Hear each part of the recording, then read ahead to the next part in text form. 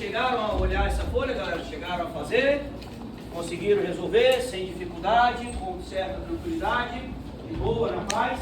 Então eu vou sentando o correte aqui no resumo, que aí quem quiser depois copia ou fotografa, que é mais rápido, tá? Pra gente não perder muito tempo também com coisas muito simples. Então vamos lá. Primeira coisa, galera, em relação ao petróleo, sempre é a questão da origem.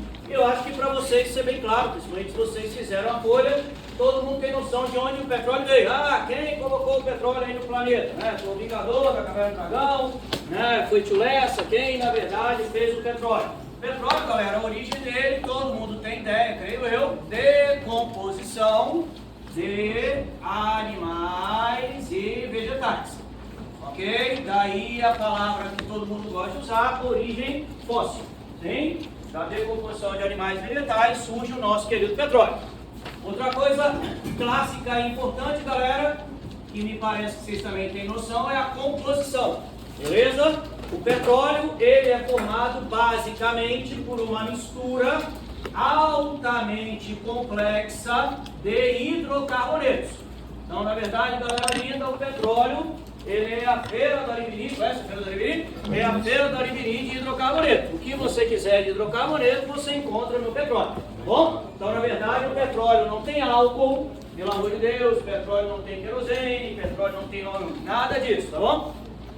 Não tem biodiesel, o que o petróleo tem são hidrocarbonetos. Agora, entre as impurezas, galera, presente no petróleo, entre as impurezas, que são várias, algumas não fazem mal a ninguém. Por exemplo, o petróleo tem clorofila? Tem. Se tem origem vegetal, ele tem clorofila. Mas clorofila não vai fazer mal a ninguém, tá? Agora, a principal impureza que o petróleo tem, que sempre é questionado em provas de vestibular pelas questões ambientais, é o nosso querido e famoso enxofre.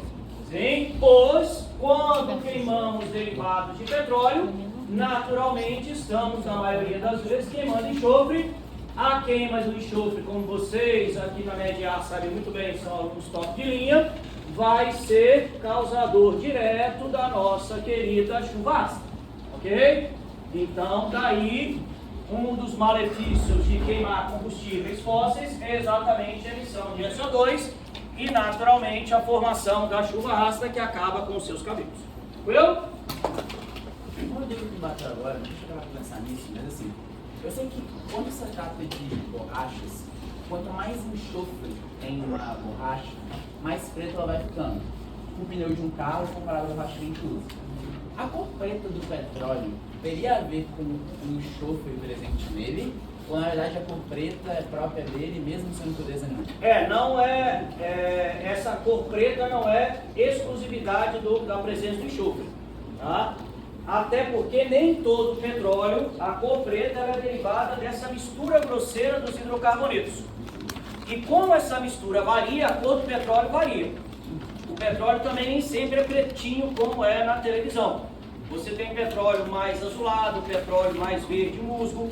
Essa variação de cores, ela depende exatamente de onde ele foi formado e de qual é a mistura de hidrocarbonetos presentes nele, tá? Naturalmente, a tendência é que quando ele tem mais impurezas, como enxofre, ele acaba ficando mais preto, tá? Mas essa cor negra não é exclusividade da presença do enxofre, tá bom? O enxofre vai estar presente em qualquer petróleo e as cores vão variar de acordo com a complexidade de hidrocarboneto. Tem petróleo que tem mais hidrocarboneto aromático, tem petróleo que tem mais hidrocarboneto alifático. Por isso que às vezes você lê que um país troca petróleo com outro e a gente às vezes pensa, por trocar petróleo é trocar cebola. Não é. Na verdade, existe petróleo que eu tiro num lugar que tem uma utilidade maior para um fim e que eu tiro em outro lugar que tem uma utilidade maior para outro fim. Tá? Tem petróleo que tem mais frações leves, tem petróleo que tem mais frações pesadas. Os que têm mais frações leves geralmente são mais valiosos, os que têm mais frações pesadas são menos valiosos. O brasileiro, por exemplo, é mais rico em frações pesadas, infelizmente. O melhor do mundo é o do Oriente Médio e da Venezuela, que são mais frações leves. Bom, então isso varia de lugar para lugar, inclusive a cor varia também. Beleza? Mas sua curiosidade é bem legal. Terceiro item, galera. Vamos lá. Caminhando e cantando. Purificação. Galera, a purificação do petróleo é um processo fundamental. O petróleo é dinheiro que nem ladrão acaba, né? Entra governo, sai governo, e qualquer governo que passe por aí, ninguém acaba com o dinheiro que o petróleo produz, tá bom? Isso aqui é dinheiro que ninguém imagina, ninguém dá conta. Agora, o petróleo é muito mais valioso quando ele é purificado. E a purificação dele é feita por um processo físico que vocês conhecem bem. Conhece o processo? É a tal da... Isso, começa com D, termina com destilação. Isso, galera, é a tal da destilação fracionada. Perguntinha típica de provas de vestibular. Sim, como é que nós purificamos o petróleo? Através de um processo de refino chamado de destilação fracionada. Tá bom? E aí, galera, agora então, já que vocês sabem que a purificação é essa, vamos conhecer rapidamente algumas frações do petróleo. Principais frações dessa destilação. Sim? Galera, Sandrinho vai citar só as principais, fique à vontade para perguntar as curiosidades, tá? Porque como não é preparatório para concurso da Petrobras, eu vou citar só aquelas frações que são pertinentes para o vestibular. Mas acredite, existe muito mais do que isso. Então, vou fazer um esboço aqui, galera, de um processo de refino, só para vocês terem a ideia rapidinho. Quem quiser depois, só fotografa a criança.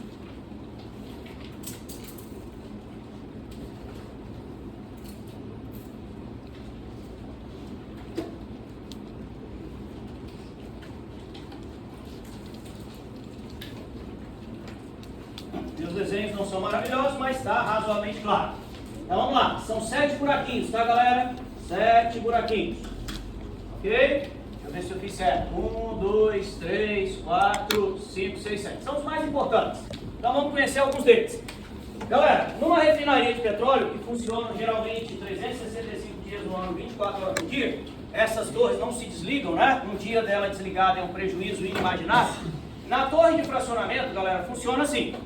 O petróleo bruto vem, ele é extraído, e aí ele entra por uma tubulação, onde ele passa primeiro, galera, por um processo que lá na refinaria eles chamam de retorta, mas que vocês aqui em sala de aula aprenderam com o meu grande amigo Alexandre Bittencourt Borges de Oliveira com o nome de decantação.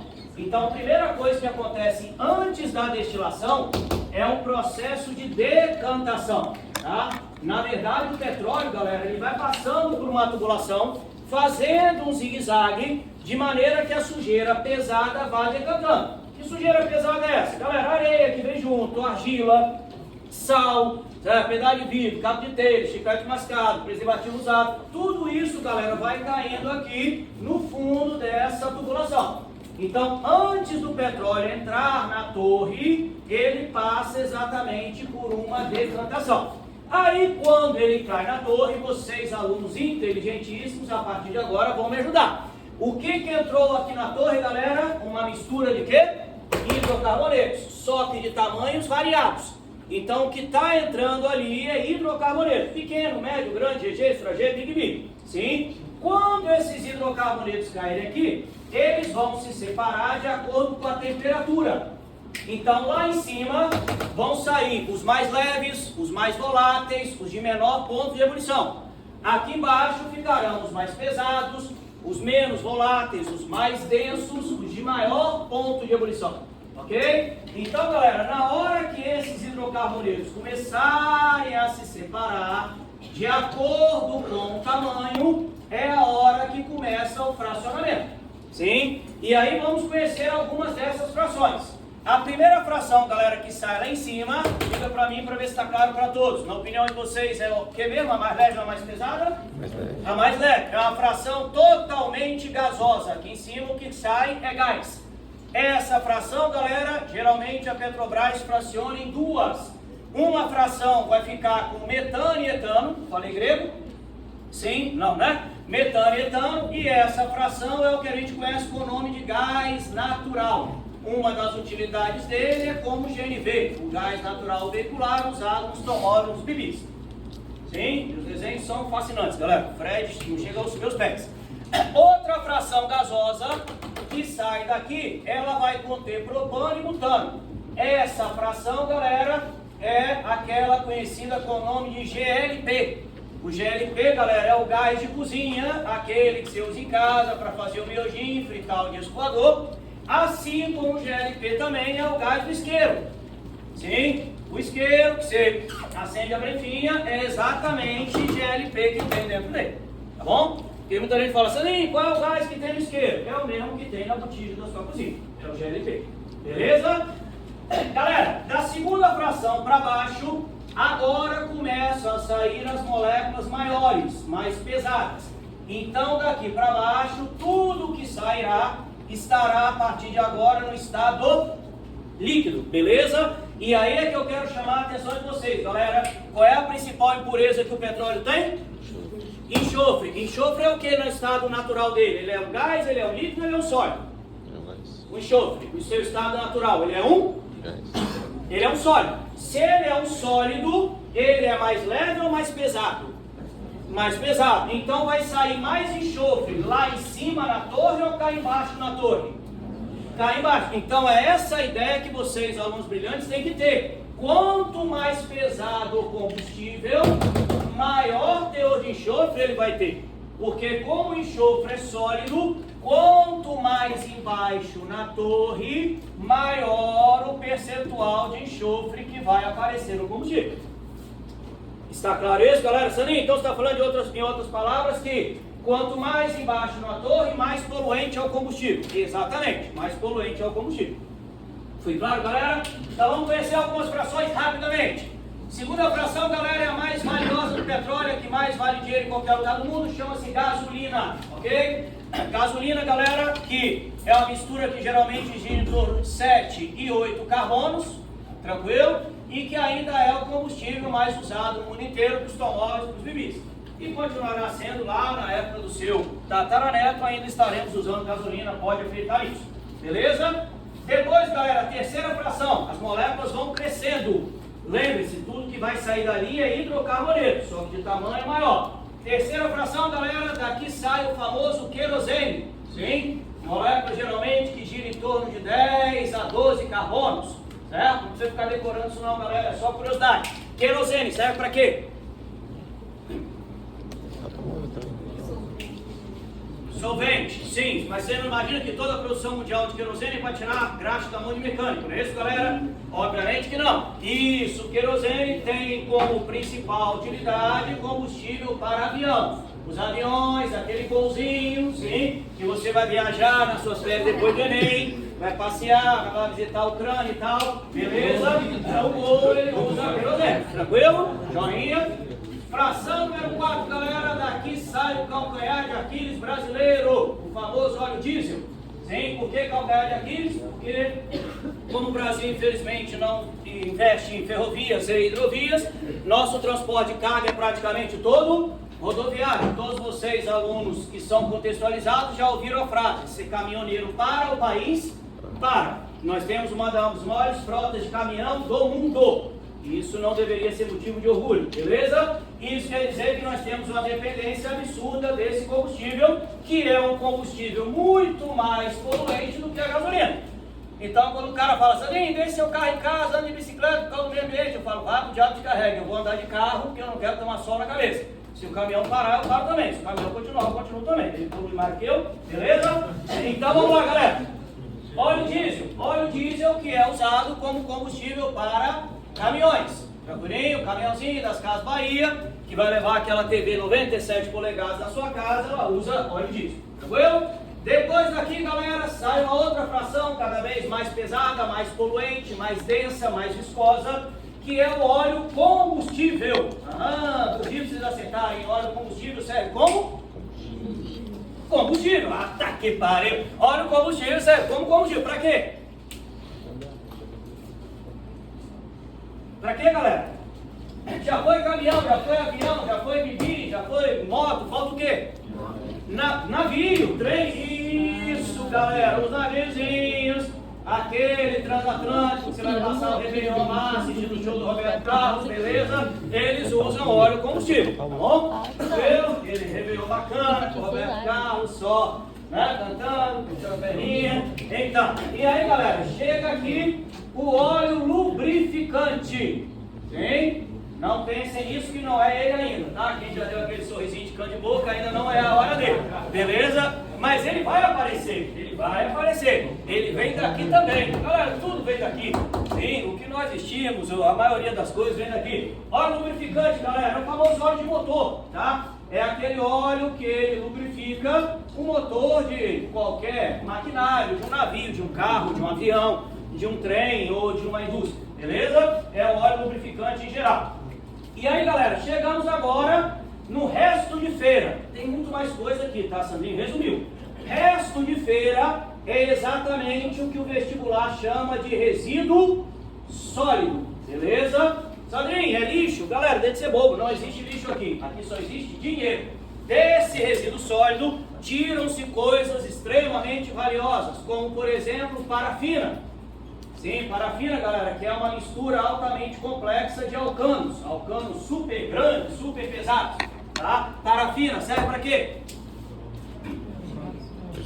Prancha, isso, o fista passa na prancha, às vezes passa até no cabelo, mas o que é parafina?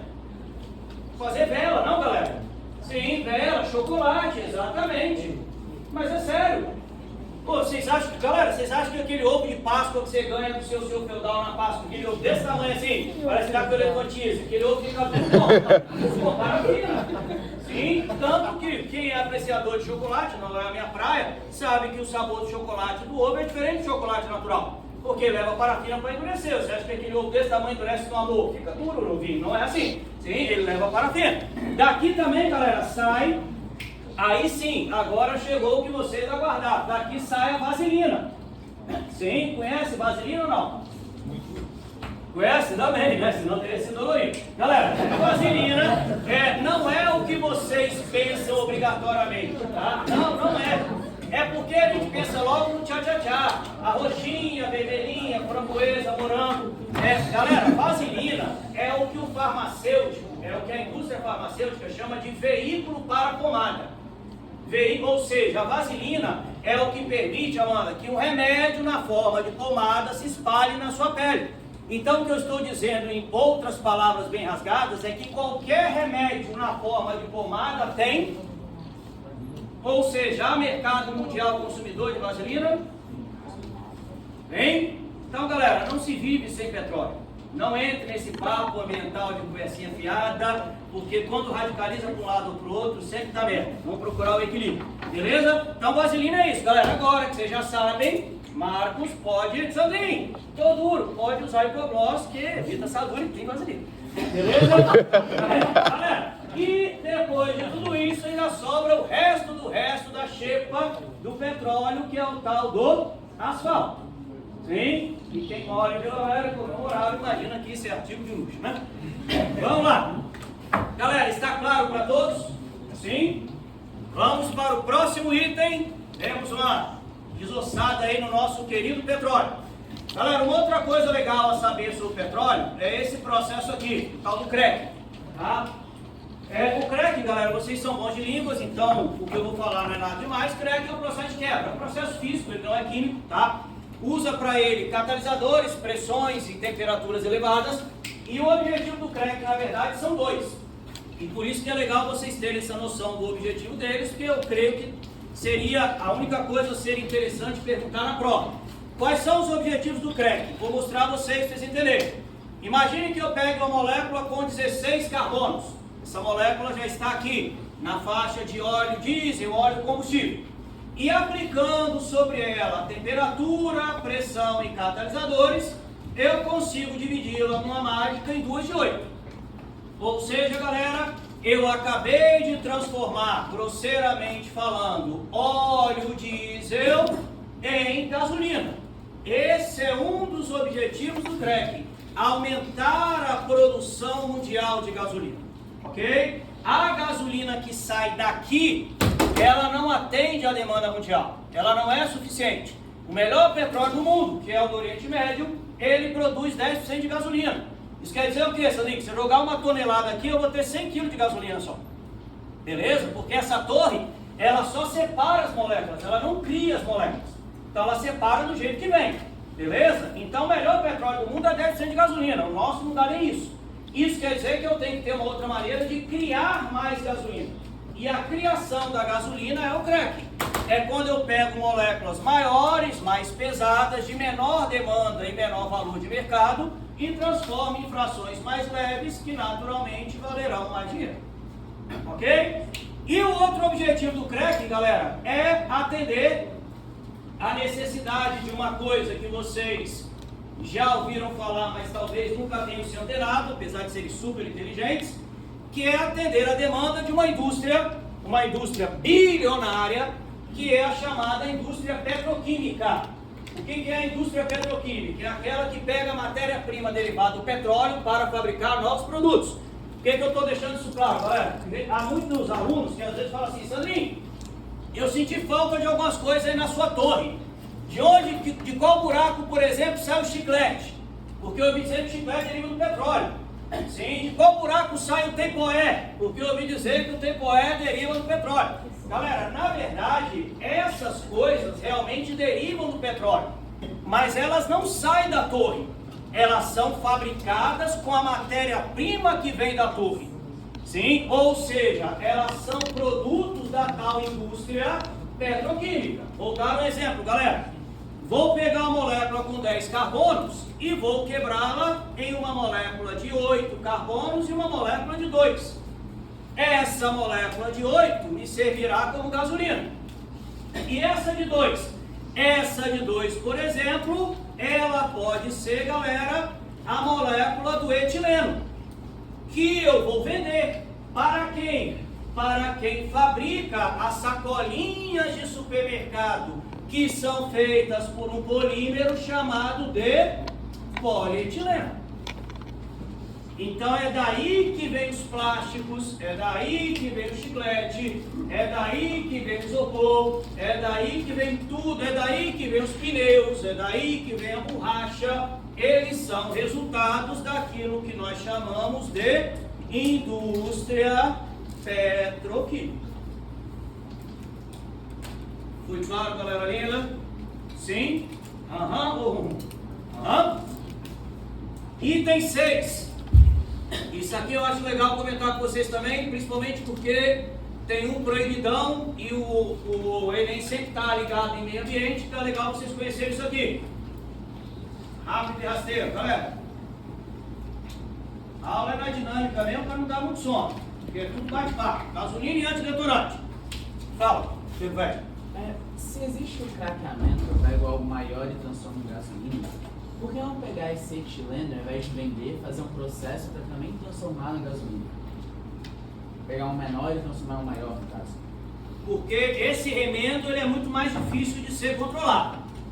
Tá? Ele é muito mais difícil de você encaixar as moléculas do jeito que você quer. Fazer esse leme.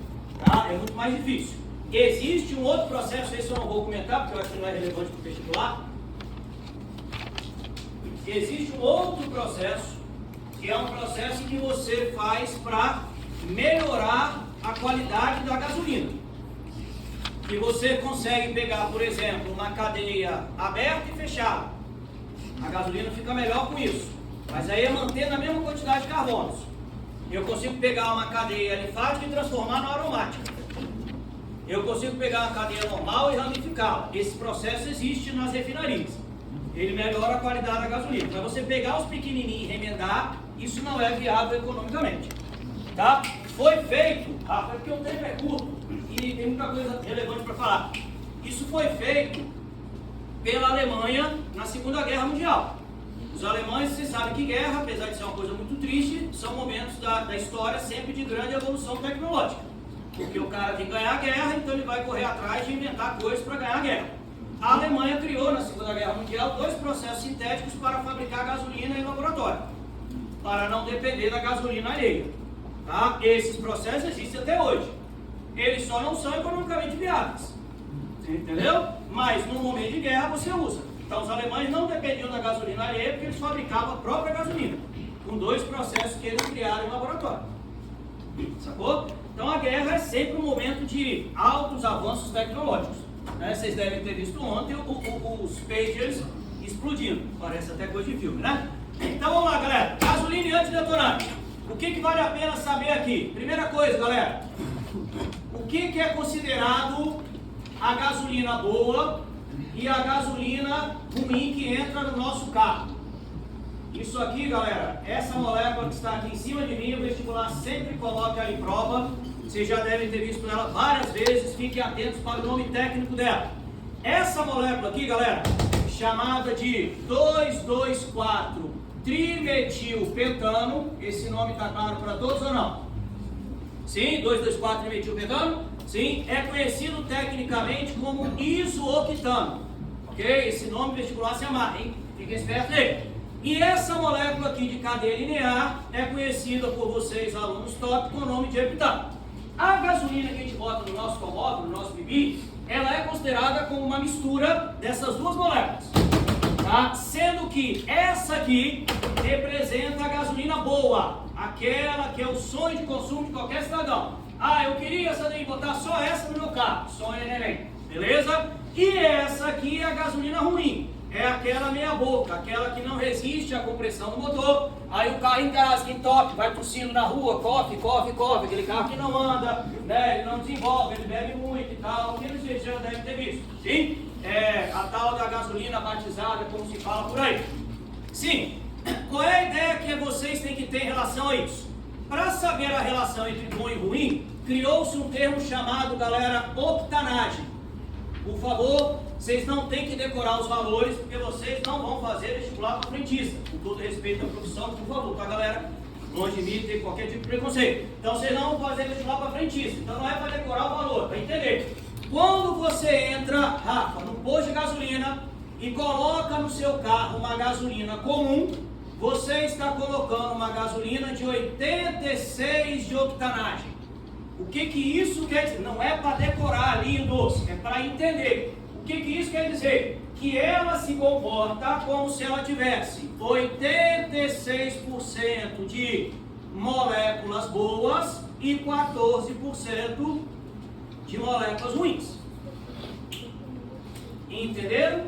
Sim, não é para decorar valor. É porque esses valores variam de gasolina para gasolina, de país para país. É para entender. Sacou? Sandrinho, tem gasolina melhor do que essa no mercado? Tem. Eu não boto no meu carro, confesso que não. Que é carérrima, galera. Aqui no Brasil tem a gasolina chamada de pódio. Ela é exclusividade dos postos Petrobras. E nem todo posto tem, tá? Porque muitos deles não compram porque sabem que encara e que não revende. Enquanto essa hoje está 6 contas, essa aqui já deve ter passado de 10. Tá, o litro. A gasolina pódio, ela tem, galera, 96 octanos. É uma gasolina de nível internacional. Tá? Aí sim, você tem 96% de coisa boa e 4% de porcaria. Beleza? Então não é para decorar, é só para você entender o que esse número significa. Aqui no Brasil, galera, os frentistas nem sabem te informar isso, o que é uma pena. Nos Estados Unidos, por exemplo, você chega num posto para abastecer, você tem um letreiro desse tamanho aqui, com a octanagem e o valor do lado em dólar. Tá? Igual nós temos aqueles letreiros aqui no Brasil, gasolina comum, aditivada, tchá e tal. Lá tem o letreiro, ó, 86 octanos, X dólares, 92 octanos, mais caro um pouquinho, 98 octanos, que eles têm, a gente não, mais caro um pouquinho aí. No Brasil, a maioria não sabe nem te informar qual é o octanagem da gasolina que ele tem. Fala, perigosão! Trimetil, 1, 2, 3. Pentano. Porcaria. Deixa eu te falar, o que tem na aditivada? A aditivada, eu vou te explicar porque eu respondi porcaria. Qual é o seu nome? Joãozinho. João, porque a aditivada é o seguinte, ela tem a mesma octanagem da comum. A octanagem de qualquer gasolina